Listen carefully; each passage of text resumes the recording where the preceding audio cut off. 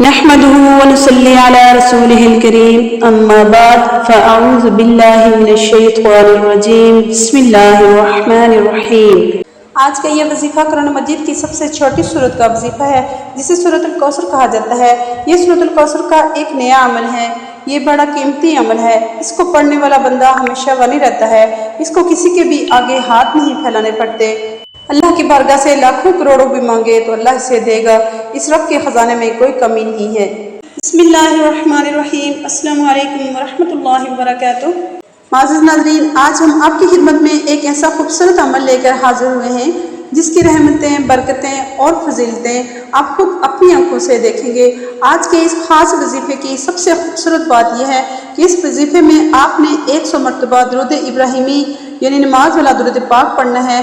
جب ہم چند کلمات ایک تسبیح درود ابراہیمی کی پڑھیں گے تو یقین جانیں درود پاک ایک ایسی دعا ہے جو ہماری حاجتوں کو، ہماری دعاؤں کو پر لگا دیتی ہے اور ہماری دعائیں، ہماری حاجات فوراً اللہ تعالیٰ کی بارگاہ میں قبول و منظور ہو جاتی ہیں۔ محترم ناظرین، یہاں پر سب سے اہم بات آپ کی خدمت میں پیش کرنا چاہتی ہوں، اللہ تبارک و تعالیٰ نے آپ کو جس حال میں بھی رکھا ہے اس حال میں خوش رہا کریں اور پرسکون رہا کریں اور اللہ کا شکر ادا کیا کریں۔ اللہ تبارک و تعالیٰ قرآن کریم میں ارشاد فرماتے ہیں کہ وہی لوگ مطمئن ہیں جو میرا شکر ادا کرتے ہیں، مجھ پر ایمان لاتے ہیں اور میرا ذکر اذکار کرتے ہیں۔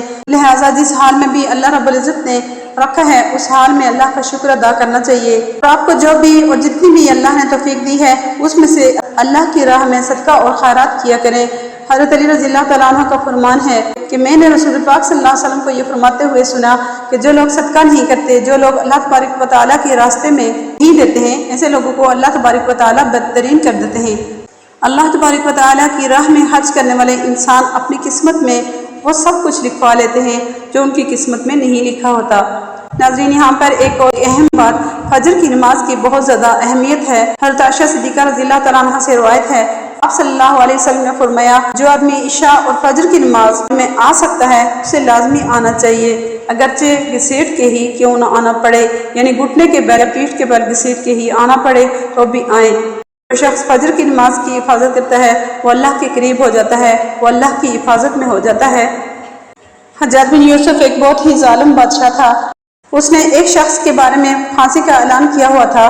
جس دن اس کی پھانسی کا اعلان ہوا اس دن اس نے فجر کی نماز قضا نہیں کی اور فجر کے 2 سنت اور 2 فرض اس نے پڑھ لیے۔ جب اس کی پھانسی کا وقت آیا تو حجاج بن یوسف نے اس سے پوچھا کہ کیا تم نے فجر کی نماز پڑھی ہے؟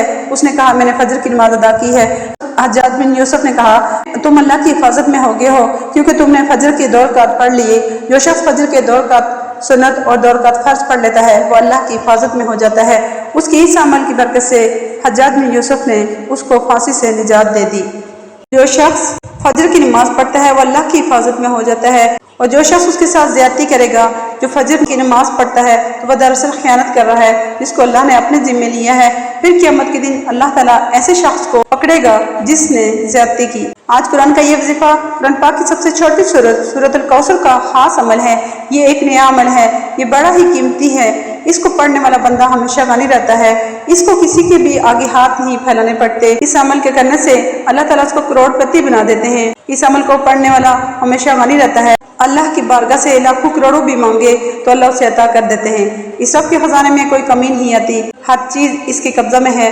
صوفیہ کرام فرماتے ہیں کہ جو شخص اس سورت کو روزانہ پڑھتا ہے اللہ تبارک و تعالیٰ اسے کسی بھی چیز کی کمی نہیں ہونے دیتے، وہ جو مانگتا ہے اس کو ملتا جاتا ہے۔ اب چلتے ہیں وظیفے کی طرف۔ آپ نے یہ عمل کس طرح کرنا ہے؟ آپ نے سورۃ الکوثر کا عمل کم از کم 3 دن کرنا ہے، اس سے زیادہ بھی کر سکتے ہیں جب تک آپ کا مسئلہ حل نہیں ہو جاتا۔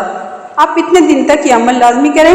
اس عمل کو اپنے صبح فجر کی نماز کے بعد کرنا ہے اور سورج نکلنے سے پہلے اس عمل کو آپ نے کر لینا ہے۔ آپ نے پہلے 3 مرتبہ اعوذ باللہ من الشیطان الرجیم بسم اللہ الرحمن الرحیم پڑھنا ہے۔ یہ اس عمل کا حصہ ہے۔ جب آپ نے اس کو پڑھنا ہے تو اپنے آپ کو شیطان مردود سے حفاظت میں لے لینا ہے۔ اس کے بعد آپ نے 3 مرتبہ درود ابراہیمی جو ہم نماز میں پڑھتے ہیں وہ آپ نے پڑھنا ہے۔ 1 مرتبہ درود ابراہیمی پڑھ لیتے ہیں، اللہم صلی علی محمد وعلی آل محمد کما صلیت علی ابراہیم وعلی آل ابراہیم انک حمید مجید، اللہم بارک علی محمد وعلی آل محمد كما باركت على إبراهيم وعلى آل إبراهيم إنك حميد مجيد۔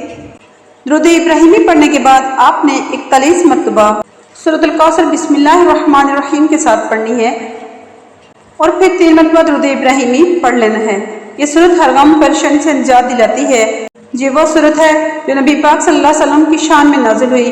مکہ کے رہائشی جن کا سردار عاص بن وائل تھا، جو حضور صلی اللہ علیہ وسلم کا مذاق اڑاتے تھے اور انہیں ابتر کہا کرتے تھے، نعوذ باللہ، آپ صلی اللہ علیہ وسلم کے 2 بیٹے قاسم اور طاہر جو حضرت بی بی فاطمہ رضی اللہ تعالیٰ عنہ کی اولاد میں سے تھے، وہ بچپن میں ہی انتقال کر گئے تھے اور اب کوئی بیٹا نہیں تھا، جس کی وجہ سے آپ کو عرب والے ابتر کہتے تھے۔ اس صورت کا شان نزول آپ صلی اللہ علیہ وسلم کے دشمنوں کے لیے تھا کہ اسلام اور قرآن ہمیشہ کے لیے ہے اور اللہ کی بات سچی ہے۔ بعض علماء کے مطابق اللہ کا یہ جواب سن کر آپ صلی اللہ علیہ وسلم کو بے انتہا سکون ملا اور آپ دشمنوں کو خوب پہچان بھی گئے۔ اللہ سے دعا ہے کہ اللہ تعالیٰ میرا سنانا اور آپ کا سننا اپنے دربار میں قبول فرمائے، آپ کے عمل میں برکت عطا فرمائے۔ ویڈیو پسند آئی ہو تو صدقہ جاریہ کی نیت سے اسے لائک اور شیئر ضرور کیجیے گا اور کمنٹ میں اپنے خیالات کا اظہار ضرور کیجیے گا۔ اللہ کے 99 ناموں میں سے ایک نام کمنٹ میں ضرور ٹائپ کیجیے گا۔ اجازت دیں ایک دوسری ویڈیو تک۔ السلام علیکم ورحمۃ اللہ وبرکاتہ۔